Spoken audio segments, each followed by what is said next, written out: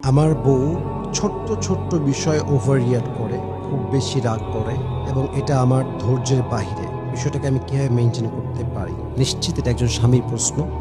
এটা অনেক বইয়ের সমস্যা, যারা ওভার রিয়াক্টে অভ্যস্ত, ওভার রিয়াক্ট খুব বেশি করে। আমি প্রথমত সেই মেয়েকে বলবো, সেই বোনদেরকে বলবো যে বোনরা ওভার রিয়াক্ট করতে অভ্যস্ত, মাথায় রাখবেন পৃথিবীতে সবচাইতে সুখী হওয়ার উপায় হচ্ছে ওভার রিয়াক্ট না করা, মেন্টাল প্রেশার না নাও।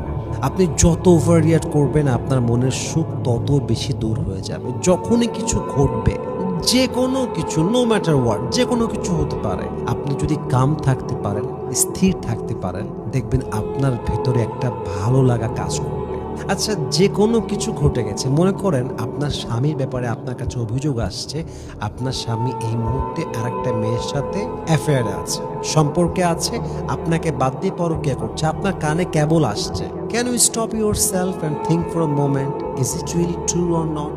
Can you justify that matter first? একটু কি ভাবতে পারেন সময় নিয়ে? একটু থামেন না, একটু থামেন, একটু ভাবেন, সময় দেন, আগে বোঝেন এটা আসলে সত্য কিনা। অনেক সময় আমরা মিথ্যা কোনো বিষয় নিয়ে ওভার রিয়েক্ট করে ফেলি।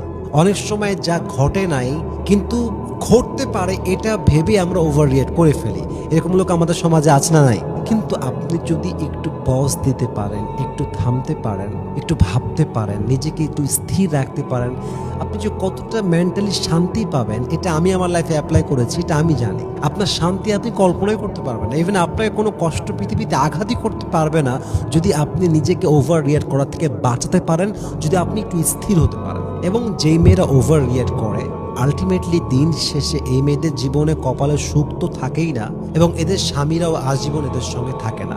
শোনেন একটা কথা বলি, সব স্বামী সংসার করে মানেই সংসার করে তা নয়। অনেক সংসারের অবস্থা হচ্ছে সিচুয়েশনশিপ, অপারগতা, পারবে না তাই আছে, ছাড়তে পারছে না তাই আছে। এক হচ্ছে আমি আমার ওয়াইফকে ছাড়া কিছু বুঝি না, এটাই লাগবে, এটাই দরকার, এমন বউ আমি আজীবন চেয়েছি। আর একটা হচ্ছে ভাই তালাক দিব কেমনে, বাচ্চা আছে, ভাই তালাক দিব কেমনে, পরিস্থিতির শিকার, ভাই তালাক দিব কেমনে, আমার তো সামর্থ্য নেই তালাক দেওয়ার এই মুহূর্তে, পরিস্থিতি। তো একটা হচ্ছে ভালোবাসার সংসার, আর একটা হচ্ছে পরিস্থিতির সংসার। ভালোবাসার সংসারে যাই হয়ে যাক হাত ছাড়া যায় না, আর পরিস্থিতির সংসারে একসঙ্গে থাকলেও এটা আসলে ভালোবাসার সংসার হতে পারে না, ঠিক কিনা বলেন? তো যারা কথায় কথায় রাগ করে, যে মেয়েরা ওভার রিয়েক্ট করে, এদের স্বামীর বদদোয়াতে এরা শেষ হয়ে যায়। কারণ স্বামীর এই যে মেন্টাল প্রেশার, স্বামীকে অলওয়েজ মানসিক চাপ দেওয়া, এটা যেই মেয়ে করে এবং যেই ওয়াইফরা করে, এদের জীবনে পারিবারিক সুখ থাকে না, এই মেয়েটা সংসারে সুখী হতে পারে না। তো আমার যেটা মনে হয় পুরুষের জন্য